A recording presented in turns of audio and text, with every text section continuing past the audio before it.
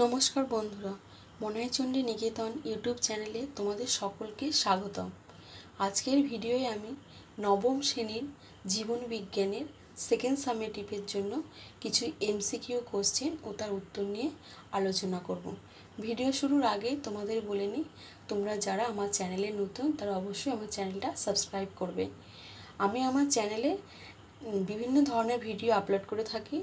তোমাদের যে ধরনের ভিডিও আমার চ্যানেলে দেখতে বেশি ভালো লাগে তোমরা অবশ্যই কমেন্ট বক্সে সেটা আমায় জানাবে। চলো এবার ভিডিওটা দেখি যে তোমাদের এমসিকিউ কী ধরনের কোশ্চেন পরীক্ষায় আসতে পারে।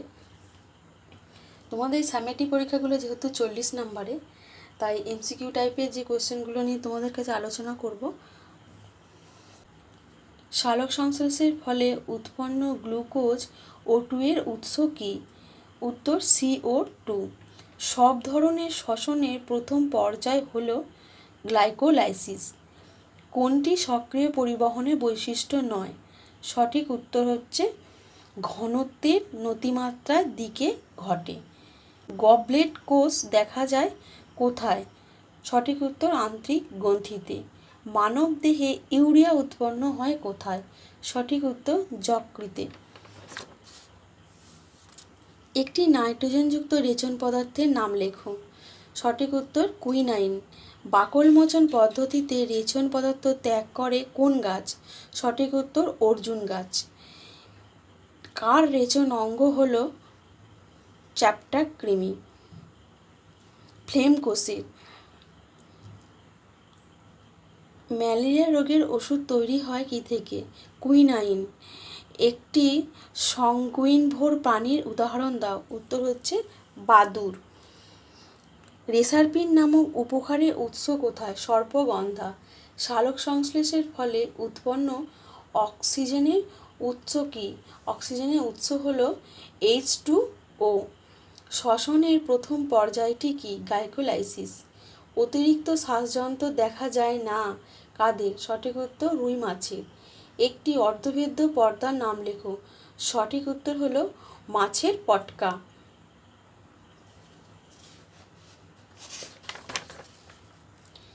তারপর দেখো, হেপারিন ক্ষরণ করে কে? সঠিক উত্তর হচ্ছে বেসোফিল।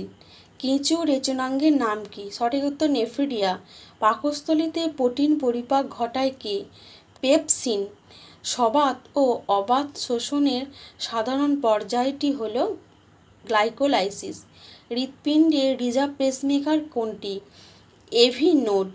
প্রতিটি ভিলাসের কেন্দ্রস্থলে থাকে কি? উত্তর হচ্ছে ল্যাকটিআল। প্রদত্ত কোনটি সম্পূর্ণ পরজীবী? সঠিক উত্তর স্বর্ণলতা। প্রদত্ত কোনটি অক্সিজেন সমৃদ্ধ রক্ত পরিবহন করে না? সঠিক উত্তর হচ্ছে ফুসফুসীয় ধমনী।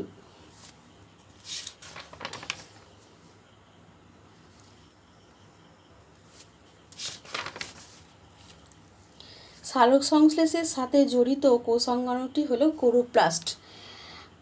ট্রাকিয়া কোন প্রাণীর শ্বাসঙ্গ? আরশোলার। একটি প্রোটিন ভঙ্গক উৎসেচক হলো এরিপসিন। মানব হৃৎপিণ্ডে পেসমেকার হলো এসএ নোড। সৌরশক্তির সাহায্যে পাতার কোষ এডিপি থেকে এটিপি তৈরির পদ্ধতিকে বলে ফটোফসফোরাইলেশন। সালোক সংশ্লেষে উৎপন্ন প্রথম স্থায়ী জৈব যৌগটি হল পিজিএ। সবার শ্বসনে মোট এটিপি উৎপন্ন হয় 38 অণু। লালারসে অবস্থিত শর্করা পরিপাককারী উৎসেচক হল টায়ালিন। সার্বিক রক্ত গ্রহীতা বলা হয় যে গ্রুপের রক্তকে, তা হল AB। প্রদত্ত কোনটি উদ্ভিদে নাইট্রোজেনযুক্ত রেচন পদার্থ? সঠিক উত্তর নিকোটিন। সালোক সংশ্লেষ প্রক্রিয়া উৎপন্ন প্রথম স্থায়ী যৌগ পিজিএ। বাষ্পমোচনকে প্রয়োজনীয় ক্ষতিকারক প্রক্রিয়া বলেন বিজ্ঞানী কাটিক্স। তারপর মনোট্রপা নামক সপুষ্পক উদ্ভিদটি পুষ্টি পদ্ধতি হল মৃতজীবী। মুক্ত রক্ত সংবহন তন্ত্র দেখা যায় না কোথায়? না জালকে। শিখা কোষ নামক রেচন অঙ্গটি দেখা যায় যে প্রাণীর দেহে, সেটি হলো ফিতা কৃমি। সালোক সংশ্লেষে উৎপন্ন অক্সিজেনের উৎস হল H2O। প্রদত্ত কোনটি অতিমাত্রায় মৌল উৎপাদনের উদাহরণ? সঠিক উত্তর ম্যাগনেসিয়াম। শামুকের শাসঙ্গের নাম কি? সঠিক উত্তর ফুলকা। পাকস্থলী থেকে নিঃসৃত প্রোটিন পাচনকারী উৎসেচকের নাম হলো পেপসিন। আরবিসি এর কাজ কি? শ্বাসবায়ু পরিবহন করা। দ্বিচক্রী হৃৎপিণ্ড দেখা যায় কাদের? মানুষের। রেসারপিন নামক উপকারটি পাওয়া যায় কোন গাছে? রেসারপিন নামক উপকারটি পাওয়া যায় সর্পগন্ধা গাছের মূলে। তাহলে এই হলো তোমাদের কিছু এমসিকিউ টাইপের কোশ্চেন ও তার সমাধান।